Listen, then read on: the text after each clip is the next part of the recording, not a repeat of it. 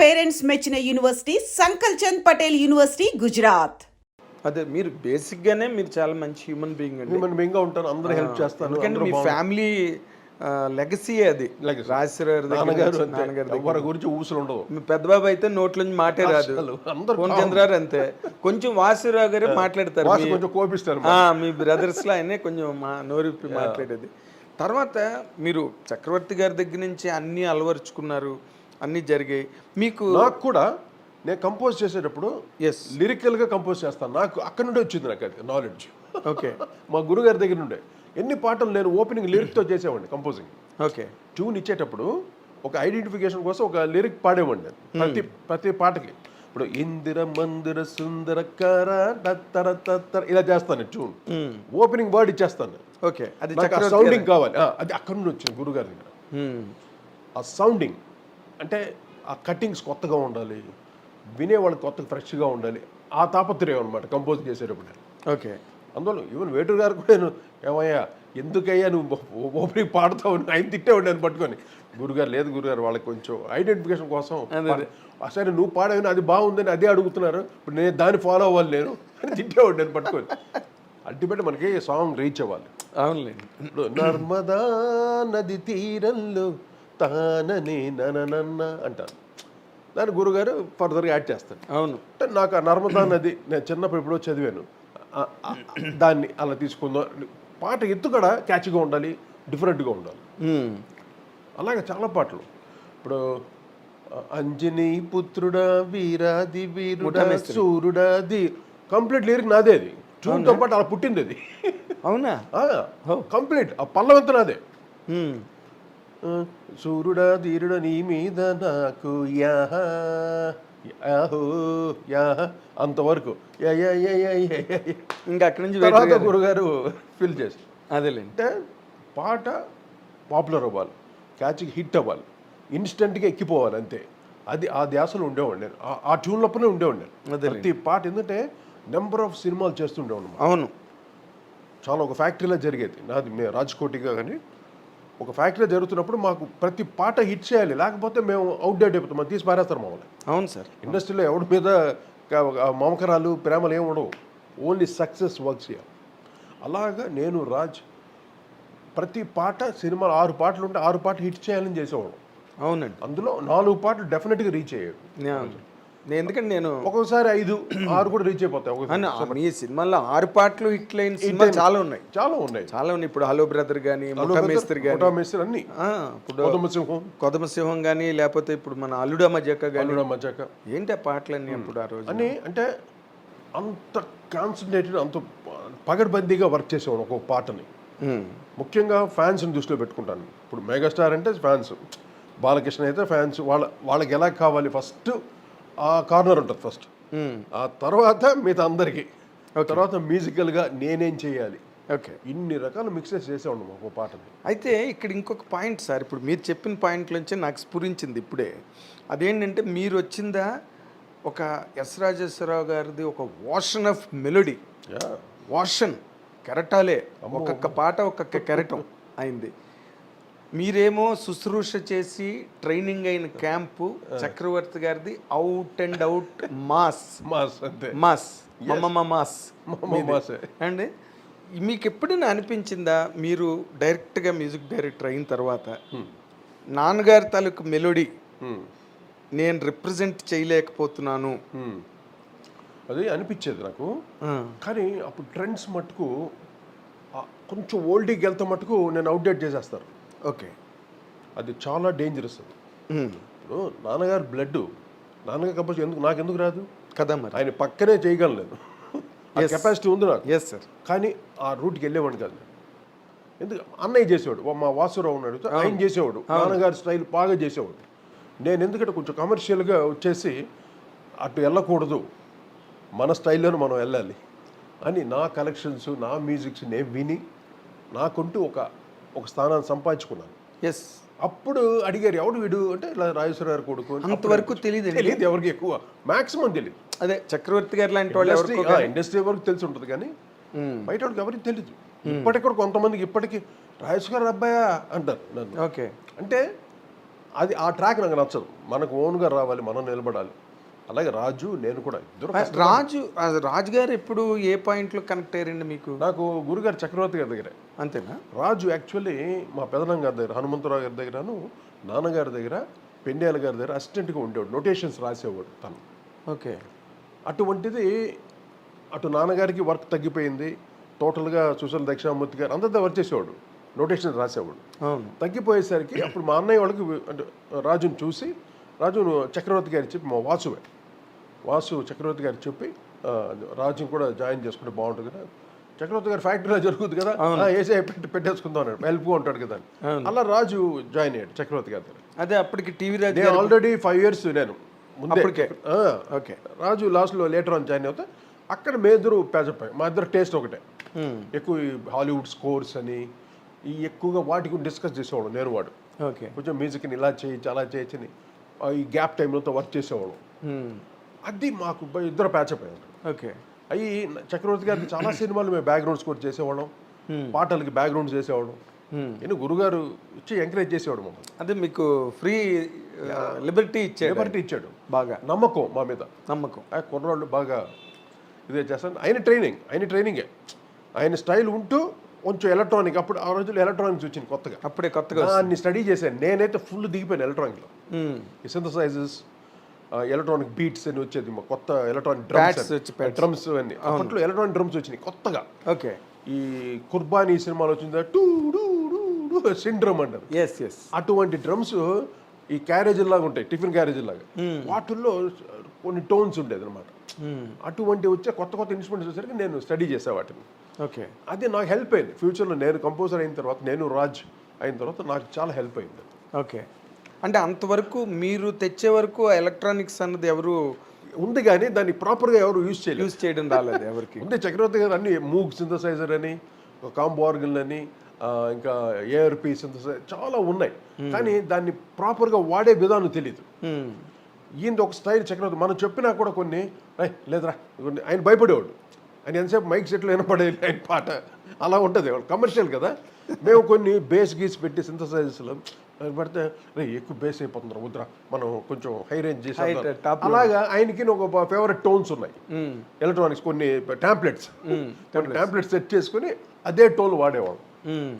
కొంచెం out of the వేలతో భయపడేవాడు ఆయన. అది మాకు అడ్వాంటేజ్, మేము తీసుకున్నాం దాన్ని. బేస్ అంతా మైకేల్ జాక్సన్ వాటిలతో వచ్చేది సింత్ బేస్ అంతా, వాటిని పట్టుకున్నాం. కరెక్ట్గా మేము వచ్చేసరికి బ్రేక్ డ్యాన్స్ స్టార్ట్ అయింది అప్పుడు యుగం. అదే బ్రేక్ డ్యాన్స్ సాంగ్స్ అక్కడ మేము పట్టుకున్నాం ఆ గ్రిప్. మీరు పసివాడి ప్రాణానికి పనిచేశారా? అది పసివాడి ప్రాణం చేయాలి. అప్పుడు మేము మ్యూజిక్ డైరెక్టర్స్ అయిపోయాం. అప్పటికి అయిపోయారు. అప్పుడు గురుగారు పసివాడి ప్రాణంలో బ్రేక్ డ్యాన్స్ ఒకటి చేశాడు. అవును. అది ఇప్పుడు మా లిస్ట్లో పడిపోయింది ఆ పాట. అది మేము రాజ్కోట్ చేసాం అనుకుంటారు అందరూ. అంటే మీ పాకెట్లోనే ఉంటుంది, అలా ఉంటుంది ఆ పాట. సో చక్రవర్తి గారి పాకెట్ కాదు. Break dance first time Chiranjeevi గారికి పచ్చివాడి ప్రాణంలో చేశారు. అక్కడ నుండి మేము ఆ ట్రెండ్ పట్టుకొని ఎముడుకు మూడులో మ్యాక్సిమం మేము యూజ్ చేసాం ఆ బ్రేక్ టెక్నిక్. అదేలేండి. ఎముడుకు మూడు చిరంజీవి గారితో ఫస్ట్ బాక్స్ ఆఫీస్ హిట్ అనమాట. Sensational trend setting music. ఎముడికి మూడు. All songs sensational hit. అవునండి. అవును. అందం హిందోళం కానీ, వానజల్లు ఇవన్నీ బాగా ఛాలెంజింగ్గా చేసాం. నేను రాజ్ కూర్చొని అసలు కొట్టి దెబ్బకి అసలు ఫుల్ పీక్స్. ఒక సినిమాతో ఫుల్గా వెళ్ళిపోయాం పైకి, పెద్ద స్టేజ్కి వెళ్ళిపోయారు బాగా. అంతకుముందు అంటే మీరు చిరంజీవి గారి ఇమేజ్ అన్నది మీకు బాగా హెల్ప్ అయిందండి along with the song. Chiranjeevi గారి సినిమా ఖైదీ అండ్ ఖైదీకి వర్క్ చేశాను నేను కంప్లీట్గా, రీ రికార్డింగ్ సాంగ్స్ అంతా. ఓకే. రగులుతోంది మొదలుపోతే ఆ కంపోజింగ్ అంతా నేను ఉండేవాడు. కంపోజింగ్ అంతా ఖైదీ వర్క్ చేశాను. అప్పటి నాకు చిరంజీవి గారు అంటే నాకు ఒక క్రేజ్. ఎందుకంటే మేము అంతా తమిళనాడులో ఉండేవాం కదా, మెడ్రాస్. అవునండి. నాకు మెడ్రాస్లో ఏంటంటే ఎంజీఆర్ గారు నాకు గ్రేట్ కోర్ ఫ్యాన్ నేను ఎంజీఆర్కి. అఫ్ కోర్స్ శివాజీ గారు. వీళ్ళిద్దరికి మ్యూజిక్ ఎవరు చేస్తారు? ఎంఎస్ విశ్వనాథన్ గారు. అవును. అసలు ఒక్కొక్కరికి ఒక్కొక్క స్టైల్ చేసేవాడు. ఎంజీఆర్ గారికి ఒక స్టైల్, శివాజీ గారికి ఒక స్టైల్. అయినే అంటే ఒక కమర్షియల్ మ్యూజిక్ చేయాలంటే హీరోస్కి ఎంఎస్ విశ్వనాథన్ గారు ఎవ్వరు కాదు. ఆ ట్రెండ్ పట్టుకున్నాను నేను మెయిన్గా. ఓకే. ఆ ఇంట్రొడక్షన్, హీరో వస్తే ఇంట్రొడక్షన్ మ్యూజిక్ ఎలా కావాలి ఫ్యాన్స్కి దద్దరిల్లిపోయేది. అసలు ఆయన చేస్తే ఎంజీఆర్ కనిపిస్తే ఇక థియేటర్లు లేచి ఎగురుతారు ఒక్కోడు ఆ మ్యూజిక్కి. అటువంటి మ్యూజిక్ విని మేము నెక్స్ట్ హీరోస్ ఎలా చేయాలి అని అంటే సోమన్ బాబు గారు చేస్తాం ఫస్ట్ ఫిలిం సంసారం సినిమా. అది ఫ్యామిలీ టైప్. ఆయనకి ఏం పెద్ద హెవీ మ్యూజిక్ చేయలేవు. అవునండి. కృష్ణ గారు నా పిలిపే ప్రపంచం, అది ఫస్ట్ ఫిల్మ్ కృష్ణ గారు. దానికి కొంచెం విజృంభించాం. కృష్ణ హీరో సూపర్ స్టార్ కదా, దానికి కొంచెం కొత్త రకమైనటువంటి మ్యూజిక్ ఒక ఎంజిఆర్ లెవెల్లో ఆయనకి ఇవ్వటం. తర్వాత ఇంకా చిరంజీవి గారు వచ్చేసరికి మ్యాక్సిమం ఆ ఎంఎస్ స్టైల్స్ అన్ని మా లోపల ఉన్నాయి, అన్నిటిని ఇంప్లిమెంట్ చేసి కొట్టే ఉంది అబ్బంతే. అప్పుడు నార్మల్గా చిరంజీవి గారికి చక్రవర్తి గారు ఎక్కువగా చేయడం అవును సినిమాలు అన్నీ కూడా. చిరంజీవి గారికి ఎన్టీ రామారావు గారికి చక్రవర్తి గారు, అవును, రాఘవేంద్ర గారి కాంబినేషన్ మొత్తం వరుస పెట్టి. ఈ వీళ్ళు వాళ్ళు లేదు సార్. ఇప్పుడు నాగేశ్వరరావుకి కానీ రామారావుకి కానీ కృష్ణ గారికి సోహన్ బాబు గారికి బాక్స్ ఆఫీస్ హిట్స్ ఇచ్చాడు. అన్ని అసలు మెమరబుల్ హిట్స్ ఇచ్చారు. ప్రేమాభిషేకం అయితే అన్ని పాటలు హిట్. అవును, 3 సంవత్సరాలు ఎంతో ఆడింది సినిమా. అవునండి, అవును. అలాగా ఆయన చేసిన, అదే చెప్తాను కదా, ఇలా కూర్చొని అలా కంపోజ్ చేస్తాడు మా గురువు. ఒకటే ట్యూన్, ఆ లిరిక్ పెట్టగానే అలా చేస్తాడు. అంటే 2-3 ట్యూన్స్ చూడాలి అలాంటివి. అది రాఘవేంద్ర గారు అడిగేవారు ఓకే, కొంచెం బెటర్మెంట్ కోసం. అంటే ఆయన విజువల్స్ చాలా బాగుంటుంది కదా, సాంగ్ పిక్చరేషన్. అవునండి. అందువల్ల రాఘవేంద్ర గారికి మటుకు నెంబర్ ఆఫ్ ట్యూన్స్ చేసేవాడు ఈయన. నెంబర్ ఆఫ్ ట్యూన్స్ చేసినా కూడా ఆ ట్యూన్స్ అంతా మిగతా వాళ్ళకి అమ్మేస్తాం. అల్టిమేట్గా ఒకటి వెళ్తుంది రాఘవేంద్ర గారికి, ఆ మిగిలి చేసిన మిగతా ట్యూన్స్ అని మిగతా వాళ్ళకి వెళ్తుంది. అంతేనా? అలా కూడా జరిగినాయి. బట్ రాఘవేంద్ర గారికి అల్టిమేట్గా ఆయన చాలా కష్టపడి చేసేవాడు. అంతేలేండి. అంటే ఇప్పుడు రాఘవేంద్ర గారు అన్ని కూడా పెద్ద గార్జియస్ ఫిల్మ్స్ కదండి, వైట్ పెద్ద హీరోలు, వైట్ ఎలిఫెంట్స్, పెద్ద హీరోలు, పెద్ద బడ్జెట్లు. అసలు ఏ మాటకి మాట, మేమంతా కంపోజింగ్ బ్యాచ్ కదా చక్రవర్తి గారితో. రాఘవేంద్ర గారి కంపోజింగ్ అంటే మాకంతా ఖుషి అనమాట.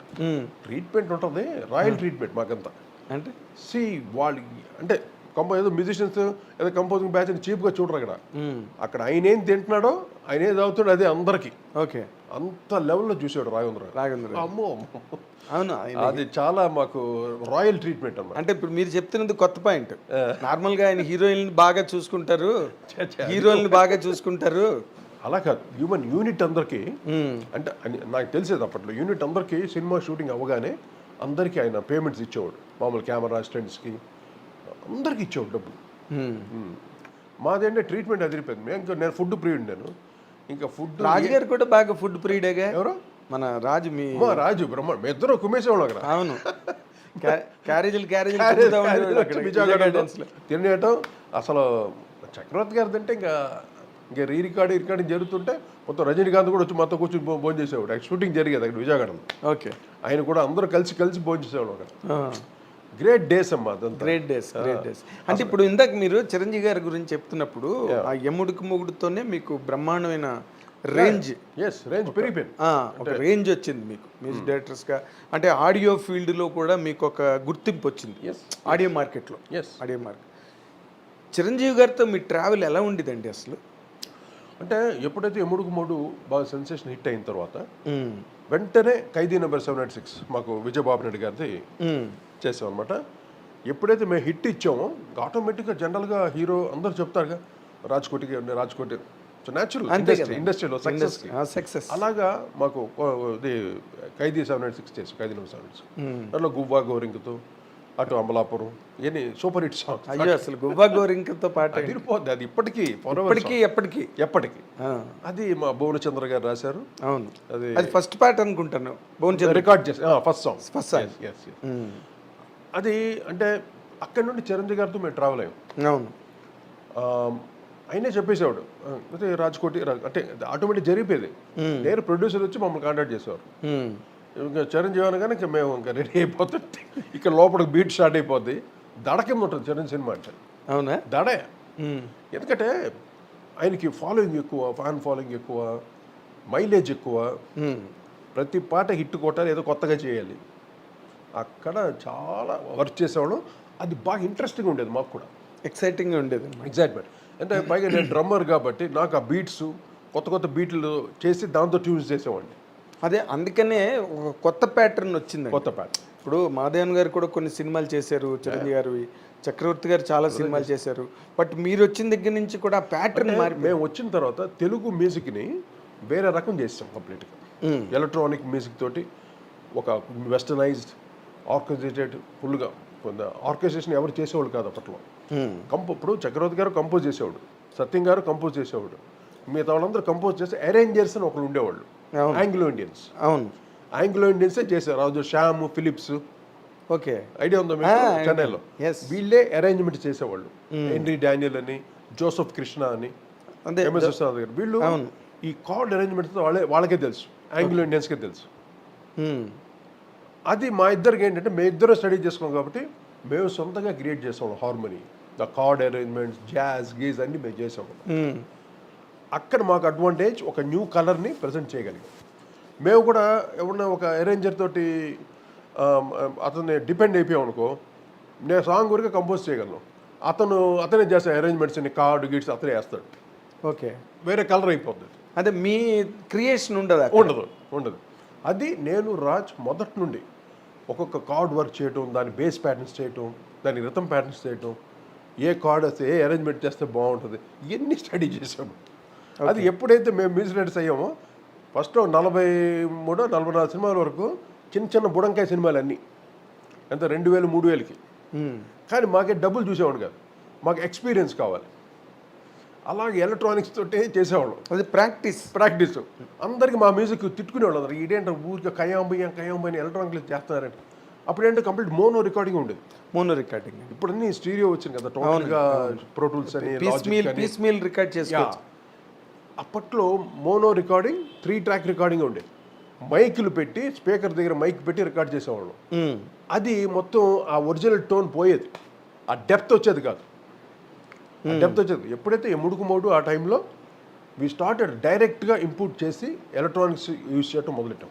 ఓకే. ఇప్పుడు అందం హిందోళం ఉంది, దాంట్లో అంతా బేస్డ్ అంతా డైరెక్ట్గా ఉంటుంది కీబోర్డ్స్. అక్కడ నుండి మాకు స్టార్ట్ అయ్యింది. ఓకే. అది అక్కడ నుండి ట్రెండ్ సెట్టింగ్, ఒక ఎలక్ట్రానిక్ మ్యూజిక్ని ఎలా చేయాలి, డైరెక్ట్గా ఎలా రికార్డ్ చేయాలి చేసి, తర్వాత ప్రో టూల్స్ అని వచ్చింది, లాజిక్ వచ్చింది, తర్వాత ఎన్నెన్నో, తర్వాత ఇంకోటి ఏదో ADAT వచ్చింది. 3 ట్రాక్ నుండి 6 ట్రాక్స్కి వచ్చాం. 6 ట్రాక్ టు 24 ట్రాక్స్, 24 ట్రాక్స్ నుండి మల్టీ ట్రాక్స్, ఇన్ని ట్రాక్స్ వర్క్ చేసాం మేము. అవును, అంటే బిగినింగ్ మోనో దగ్గర నుంచి మీరు అన్ని వర్క్ చేశారు, అన్ని మాడ్యూల్స్. అది ఆ ఎక్స్పీరియన్స్, అదే ఎవరికి లేదు ఎక్స్పీరియన్స్ ఇక్కడ. అప్పట్లో RCA వెస్ట్రెక్స్ ఉండేది, ఇది 3 ట్రాక్ రికార్డింగ్. ఓకే. అంటే వాల్వ్ సిస్టమ్స్. అసలు డెప్త్ అదిరిపోతుంది. ఒక్క ఇన్స్ట్రుమెంట్ వాయించినా అలా రిచ్గా ఉంటుంది. ఒక ట్రంబోన్ అంటే చాలు ఫుల్ స్క్రీన్ ఇలా ఉంటుంది సౌండ్.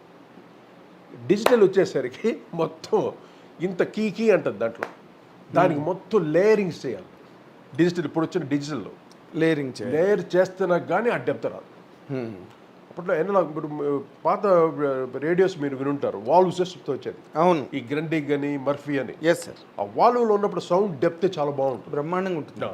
ఆ ప్రెసెన్స్ ఆఫ్ సౌండ్. ఎస్. ఎప్పుడైతే ట్రాన్సిస్టర్స్ వచ్చినాయో థిన్ అయిపోయింది, ఆ గ్రాండ్నెస్ థిన్ అయిపోయింది. అలాగే సేమ్ అంతే. ట్రాన్సిస్టర్ ఇప్పుడు మంచి ఎగ్జాంపుల్ చెప్పారు. ఇప్పుడంతా ట్రాన్సిస్టర్ అనమాట, టోటలీ అదే డిజిటల్. కానీ ఇప్పుడు హాలీవుడ్లో వాళ్ళంతా ఏం చేస్తారంటే పెద్ద కన్సోల్స్ తోటి అనలాగ్ రికార్డింగ్ చేసి దాన్ని డిజిటల్ చేసి, ఎందుకంటే ఇప్పుడు DTS అని, డాల్బీ డిజిటల్ అని, అట్మాస్ అని ఎన్ని వచ్చింది కదా టెక్నాలజీ, దానికి అనలాగ్ కుదరదు. ఓకే. అనలాగ్ కుదరదు దానికి. అందువల్ల దీంట్లో రికార్డింగ్ అనలాగ్ చేసి దాన్ని ఏదో చేసి వీళ్ళు చేస్తారు. అందువల్ల still we are getting the depth హాలీవుడ్లో, ఆర్కెస్ట్రల్ డెప్త్. యాక్చువల్ లేకపోతే ఫుల్ హోల్ ఆర్కెస్ట్రా వాడుతుంది. హ్యాన్స్ జిమ్మర్, ఇప్పుడు వీళ్ళంతా జాన్ విలియమ్స్ ఆర్కెస్ట్రల్. ఆ మ్యూజిక్ డెప్త్ రావాలంటే ఎట్ట వస్తుంది? అందువల్ల దాని రికార్డింగ్లో వాళ్ళు ఇప్పటికీ ఎంత రీసెర్చ్ జరుగుతుంది sound. And for more videos, please subscribe to iDream. Please subscribe to iDream. Please subscribe iDream. And please subscribe to iDream. For more videos, subscribe to iDream. please like, share and subscribe to the channel. Congratulations, iDream. Subscribe to iDream. Subscribe to iDream. So subscribe to iDream Media. iDream ki iDream team andarki huge congratulations. Please subscribe iDream Media. Please subscribe to iDream. Subscribe iDream. Please subscribe to iDream. iDream అంటే నా కళల channel subscribe చేసుకున్న నోరు తిరుగుతలేదు, మీరైతే గంట గుర్తు కొట్టండి. For more such videos, please subscribe to iDream.